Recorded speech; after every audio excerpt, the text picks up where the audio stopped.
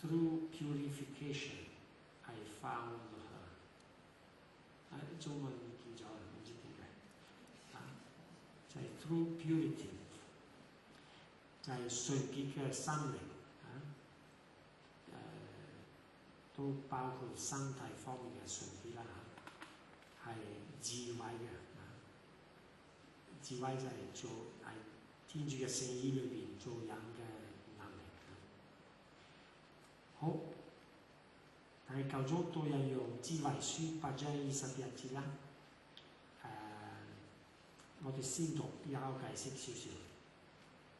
但我知道，天主若不將他賜給我，我不會獲得他，連知道這是誰的恩賜，已經是有於智慧。我於是轉向上主，全心祈求他說。所以呢度好清楚講緊智慧，但係拉丁文嘅版本啦，就係聖葉樂翻譯嘅，佢將嗰個他當作純潔當作潔德，所以佢係咁樣講啦。但我知道天主若不將潔德賜給我，我不會獲得他，就係潔德係一個恩典。所以構造話 Z 同埋 Z1 呢個加埋一齊啦，可以睇到潔德又係智慧嘅先條件、先決條件，又係智慧嘅美果。呢個話係非常重要嘅，係關鍵性嘅。同埋最尾啦 Z2 啦，佢翻保羅，以保羅結束。為潔淨人，一切都是潔淨的，但為敗壞的人和無信仰的人，沒有一樣是潔淨的，就連他們的理性和良心都是污穢的。這樣的人自稱認識天主，但在行為上卻否認天主。他們是可憎惡的、悖逆的，在一切善事上是無用的。就係第一句啦，係潔淨嘅人，一切都是潔淨嘅。教宗話，保羅嘅呢個説話話俾我哋聽，潔德係我哋生命嘅一面啦，但係一個重心點啊！如果有啦，使到我哋整個嘅生命都係純潔嘅，為潔淨嘅人，一切都是純潔。但係如果冇啦，成個嘅生命都有啲問題，所以可以話係生命嘅一點，但係佢影響全面，因為身體應該係分開嘅，身體點樣，靈魂點樣，靈魂點樣，身體點樣，同埋最尾咧係重複耶穌嘅説話。因為教宗話，到而家所講嘅事上，保羅單單同我哋解釋咗耶穌呢個説話。點解唔可以以貪戀嘅心去睇對方？要有一個純潔嘅、聖潔嘅、敬意嘅心。好，就係相信你哋而家上嚟休息10分鐘，好冇？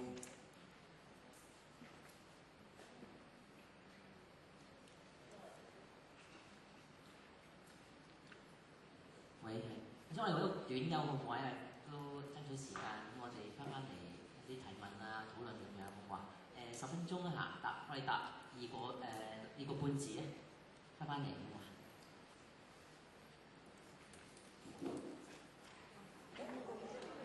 喂，係各位弟兄姊妹，我哋都翻嚟呢度好嘛？因為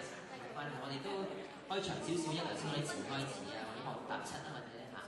咁所以咧都有大約20分開始。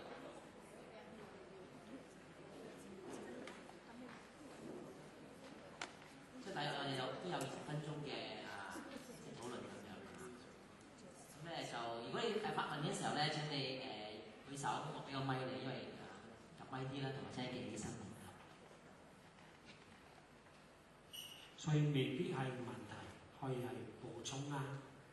或者有唔同啲嘅意見啊，都得。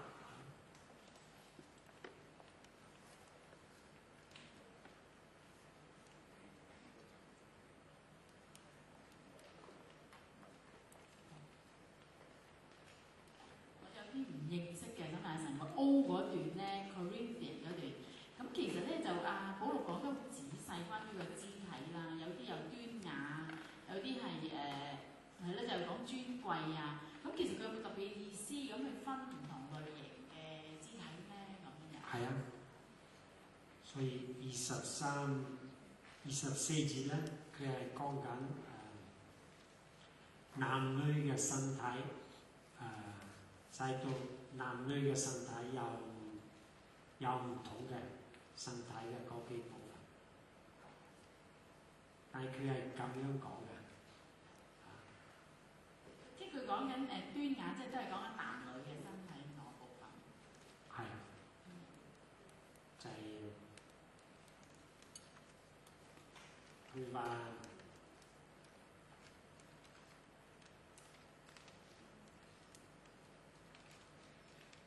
我哋那些我們以為是身體上比較顯尊貴嘅肢體啦，因為呢個係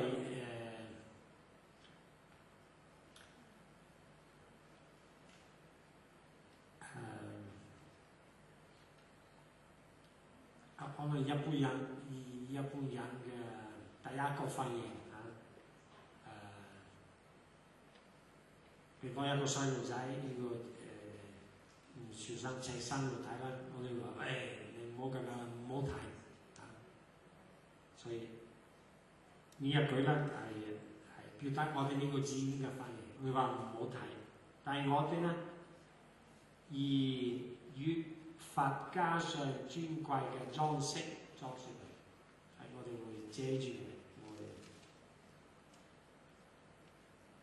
我哋不端雅的肢體又越發顯得端雅，係講緊佢話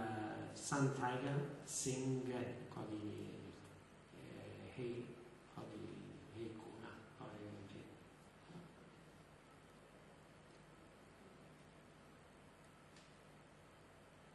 唔係我哋端雅嘅肢體，我冇需裝飾咯，就係我哋嘅咁樣冇乜。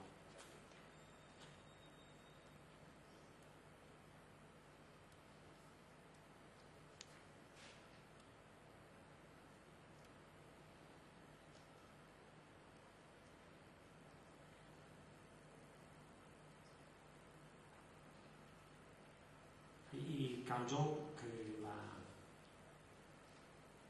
保祿喺呢度表達嘅呢個客觀即嘅端莊本來係人嘅文化、人嘅藝術、人嘅科學、人嘅日常生活都應該咁樣做，所以佢關於呢一段咧，佢用咗幾次，好幾次啦，就係講藝術啦、文化、傳媒啊，對人嘅身體嘅態度。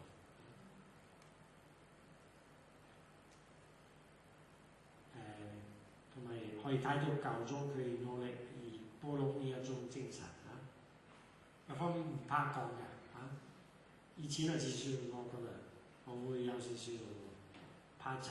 講呢啲嘢，但係可以見到教宗佢好客觀咁樣講，係講得好端莊、好尊敬、好積極咁知道教宗都係佢叫啲藝術家。